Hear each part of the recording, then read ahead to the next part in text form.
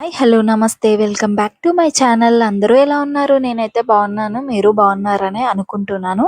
ఇవాల్టి వీడియో వచ్చేసి పన్నీర్ కర్రీని ఇంట్లోనే రెస్టారెంట్ స్టైల్లో ఎలా ప్రిపేర్ చేసుకోవాలో చూపించబోతున్నాను, చూసేయండి. ఇక్కడ నేనైతే 250 గ్రామ్స్ వరకు అయితే పన్నీర్ని తీసుకుంటున్నాను.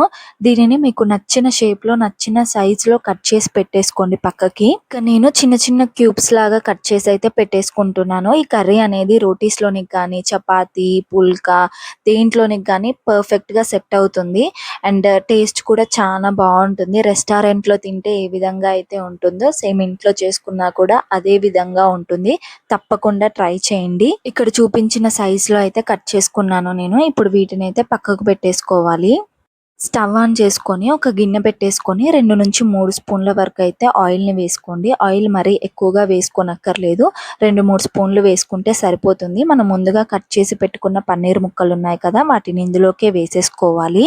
పన్నీర్ ముక్కలు అనేవి కొంచెం కలర్ చేంజ్ అయ్యేంత వరకు కూడా వేయించుకోవాలి. అలానే హై ఫ్లేమ్లో పెట్టి మాత్రం వేయించుకోకండి. మీడియం ఫ్లేమ్లో పెట్టి వేయించుకున్నారంటే చక్కగా కలర్ చేంజ్ అవుతుంది, అలాగే మంచిగా వేగుతాయి. ఇక్కడ చూపిస్తున్న విధంగా కలర్ అనేది చేంజ్ అయిన తర్వాత ఇప్పుడు వీటిని అయితే తీసి ఒక గిన్నెలోకి అయితే వేసేసుకోవాలి. పన్నీర్ ముక్కల్ని వేయించుకునేటప్పుడు ఒకవేళ మీకు ఇష్టం ఉన్నట్టయితే ఉప్పు కారం పసుపు కొంచెం వేసుకొని వేయించుకోండి, బాగుంటుంది. లేదంటే ఇలా ప్లెయిన్గా వేయించుకున్నా సరిపోతుంది. కాకపోతే వీటిని కంపల్సరీ వేయించుకోండి. డైరెక్ట్ అలానే వేసేసుకున్నారంటే కర్రీలో విరిగిపోవడం లాంటిది జరుగుతూ ఉంటుంది. అదే గిన్నెలో ఆయిల్ ఏమీ వేయట్లేదు, అందులో ఉండే ఆయిలే సరిపోతుంది. 1 కప్పు వరకు అయితే ఆనియన్ ముక్కల్ని వేసుకుంటున్నాను. అలాగే 1 కప్పు వరకు టమాటో ముక్కల్ని కూడా వేసుకుంటున్నాను. 2 ఆనియన్ 2 టమాటోస్ అయితే సరిపోతుంది కర్రీకి. సో ఇవి కొంచెం మెత్తపడేంతసేపు కూడా వేయించుకోవాలి. దీన్ని ఒక 5 మినిట్స్ పాటు వేయించుకున్నారంటే సరిపోతుంది. మరి ఎక్కువసేపు వేయించుకోనక్కర్లేదు. ఒక 5 మినిట్స్ పాటు మూత పెట్టేసుకొని వేయించుకోండి. సో టమాటో ముక్కలు ఆనియన్ ముక్కలు అనేవి కొంచెం మెత్తపడితే సరిపోతుంది. స్టవ్ అనేది ఆఫ్ చేసేసుకోవాలి. వీటిని అయితే చల్లారనివ్వాలి. వేడివేడిగా ఉన్నప్పుడే మిక్సీ పట్టేసుకోవద్దు, పూర్తిగా చల్లారిన తర్వాత మాత్రమే మిక్సీ పట్టేసుకోవాలి. సో చూసారు కదా, ఇవి చల్లారిన తర్వాత మిక్సీ జార్లోకి తీసుకొని ఇలా ఫైన్ పేస్ట్ లాగా పట్టి పక్కకు పెట్టేసుకున్నాను. తర్వాత అదే గిన్నెలో ఒక 3 స్పూన్ల వరకు అయితే ఆయిల్ని వేసేసుకోవాలి. ఆయిల్ వేడెక్కిన తర్వాత మీ దగ్గర స్పైసెస్ ఏముంటే అవి వేసేసుకోండి. అండ్ అలాగే 2-3 పచ్చిమిరపకాయలను కూడా వేసేసుకొని ఒక 2 నిమిషాల పాటు ఆయిల్లో వేయించుకున్న తర్వాతకి చిన్న సైజు ఆనియన్ ముక్కలను అయితే చిన్న చిన్న పీసెస్ లాగా కట్ చేసి వేసుకుంటున్నాను. ఆనియన్స్ వేసుకోకపోయినా పర్వాలేదు, కానీ కొంచెం గ్రేవీ కావాలి టేస్ట్ ఉండాలి అనుకుంటే తప్పకుండా ఆనియన్స్ని అయితే చిన్నగా కట్ చేసి వేసుకోండి, బాగుంటుంది. ఆనియన్స్ అనేవి కలర్ చేంజ్ అయ్యేంత వరకు కూడా వేయించుకోవాలి. నెక్స్ట్ ఇందులోకి కొంచెం పసుపు వేసుకుంటున్నాను. పసుపు వేసుకొని కలుపుకున్న తర్వాతకి కొంచెం అల్లం వెల్లుల్లి పేస్ట్ కూడా వేసుకుంటున్నాను.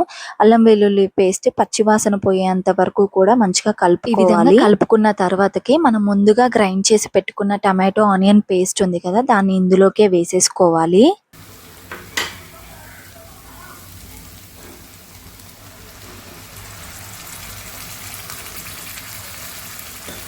పేస్ట్ అనేది మొత్తం కలిసే విధంగా కలుపుకున్న తర్వాతకి ఇందులోకి రుచికి సరిపడా ఉప్పు 2-3 స్పూన్ల వరకు అయితే కారం వేసుకుంటున్నాను. కారం అనేది మీకు టేస్ట్కి తగ్గట్టుగా వేసేసుకొని కలిపేసుకోండి. కారం మొత్తం కలిసే విధంగా కలుపుకున్న తర్వాతకి మనం ముందుగా వేయించి పెట్టుకున్న పన్నీర్ ముక్కలు ఉన్నాయి కదా, వాటిని ఇందులోకే వేసేసుకొని మళ్ళీ ఇంకొకసారి అయితే కలిపేసుకోండి.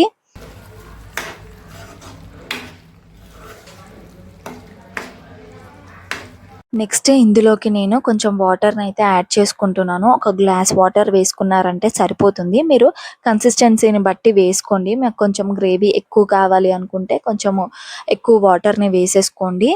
వాటర్ వేసుకొని కలుపుకున్న తర్వాతకి మీ దగ్గర ఫ్రెష్ క్రీమ్ ఉంటే ఫ్రెష్ క్రీమ్ వేసుకోండి. లేదు అంటే చిక్కటి పెరుగు ఉంటుంది కదా, పుల్లగా ఉండకుండా తీయగా ఉండే పెరుగు ఉంటుంది కదా, దాన్ని ఒక 2 స్పూన్ల వరకు అయితే వేసుకోండి. టేస్ట్ మొత్తం కలిపేసుకున్న తర్వాత మూత పెట్టేసుకొని ఒక 5 నిమిషాల పాటు మంచిగా ఉడికించుకోండి. సో 5 నిమిషాల పాటు హై ఫ్లేమ్లో కాకుండా మీడియం ఫ్లేమ్లో పెట్టి ఉడికించుకోండి. మూత తీసిన తర్వాతకి కొంచెం ధనియా పౌడర్ కానీ లేదంటే గరం మసాలా ఉంటే గరం మసాలా వేసుకోండి. అండ్ ఇక్కడ నేనైతే కసూరి మేతి వేసుకుంటున్నాను. టేస్ట్ బాగుంటుంది, ఫ్లేవర్ కూడా మంచిగా వస్తుంది. లాస్ట్లో కొంచెం కొత్తిమీర వేసేసుకొని స్టవ్ అనేది ఆఫ్ చేసుకున్నారంటే పన్నీర్ కర్రీ రెడీ అయిపోయినట్టే. చపాతీలోనికి కానీ రైస్లోనికి కానీ చాలా బాగుంటుంది. తప్పకుండా ట్రై చేయండి.